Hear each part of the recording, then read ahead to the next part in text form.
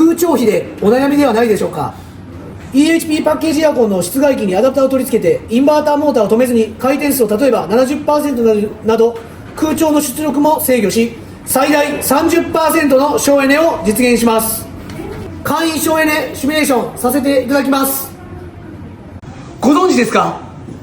建築、土木、電気、電気通信、観光事業、各種工事の建設業法許認可を得てない業者に